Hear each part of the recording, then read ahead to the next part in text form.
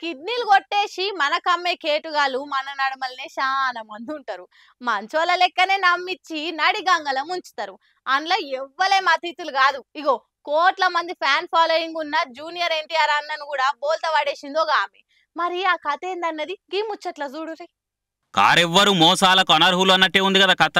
కోట్ల మంది ఫ్యాన్స్ ఉన్నారు, ఫోన్ కొడితే గదిలే ఆఫీసర్లు ఉన్నారు. అయినా చిన్న ఎన్టీఆర్ అన్న కష్టాలు తప్పలేదు. అన్నకు సున్నం పెట్టి మంచిగా బోర్ల పడేసింది ఓ మైలామని. జూనియర్ ఎన్టీఆర్ అన్న 2003లో జూబ్లీ హిల్స్ లో 30 లక్షలతోటి గీతాలక్ష్మి అనటమే తాన ఓ ఇల్లు కొన్నాడు. అయితే ఆ ఇంటి మీద 1995 5 బ్యాంకులో లోన్ తీసుకున్నదట ఇంటి ఆమె. ఈ సంగతి జూనియర్ ఎన్టీఆర్ అన్న ఇల్లు కొనే తప్పుడు చెప్పకుండా దాచిపెట్టింది. ఒకటే బ్యాంకులో లోన్ ఉందని చెప్పిందట.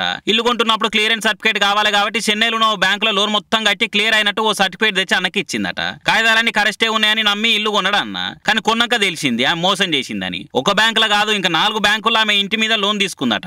పైసలు కట్టాలి లేకుంటే ఇంటిని జప్తు చేస్తామని బ్యాంకులు ఎప్పటి సందో ఎన్టీఆర్ అన్న చుట్టూ తిరుగుతురట. ఇక మొన్న ఇంటిని జప్తు చేస్తామని బ్యాంకులు ఇంటికి వచ్చిరట. దీంతో ఎన్టీఆర్ అన్న తరపున వకీలు పోయి పోలీస్ స్టేషన్ లో బ్యాంకు మేనేజర్ల మీద కేసు పెట్టిరట. 2019లో వాళ్ళ మీద ఛార్జ్ షీట్ కూడా వేసిరట. ఈ కేసులో డిఆర్టీలో ఎన్టీఆర్ అన్నకు వ్యతిరేకంగా తీర్పు వచ్చింది.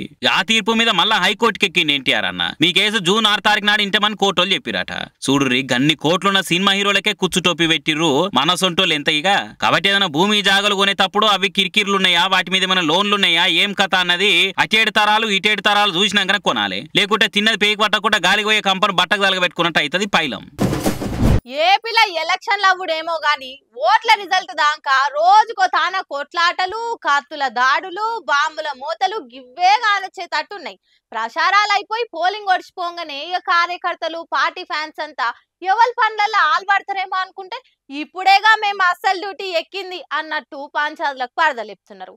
వీళ్ళ పనుల వీళ్ళుంటే పెద్ద లీడర్లు, సీఎం క్యాండిడేట్లు మాత్రం నిమ్మలంగా భక్తి భావనలో మునిగిపోయి పూజలు, దర్శనాలలో బిజీ అయిపోయారు. చల్లగా చూడు తల్లి, పార్టీ గెలిచి పదవి దక్కేటట్టు చేయి దేవుడా అని ఏపీ లీడర్లు ఎవ్వరు కాలు దేవులకు దరఖాస్తులు పెట్టుకుని దగ్గర పోయి దండం పెట్టుకొస్తున్నారు. తెలంగాణ పొద్దాంకం తేడా లేకుండా ప్రచారాలు, మీటింగులు, సభలు, ప్లానింగ్లు ఎత్తుకు పై ఎత్తులతోని తీర్కనే లేకుంటుండే మొన్నటి దాకా. ఇక పోలింగ్ అయిపోయి రిజల్ట్ వచ్చేదే బాకీ ఉంది కాబట్టి ఈ లోపల దేవుళ్ళ తానికి పోదామని గుల్లబాట పట్టిండు బాబు సారు. ఇంటామెతో కలిసి కొల్లాపూర్ పోయి అమ్మవారిని దర్శనం చేసుకుని మనసు నిండా మొక్కులు పెట్టి పూజలు చేసిర్రు. అటంకా షిరిడి కూడా పోయి సాయిబాబాకు మొక్కులు పెట్టిర్రు. అయ్యగారులు కూడా దీవెనారతులు పెట్టి ప్రసాదం ఇచ్చిర్రు. ఇంకో దిక్కు జగన్ కేమో మొన్న అయ్యగారులు వచ్చి ఆశీర్వాదాలు పెట్టి బొట్లు పెట్టి పూజలు చేపించి నెత్తిలి నచ్చింతలు వేసిపోయిర్రు. సీఎం పదవి రావాలని మంచిగా మంత్రాలు చదివి దీవెనార్తులు పెట్టిర్రు.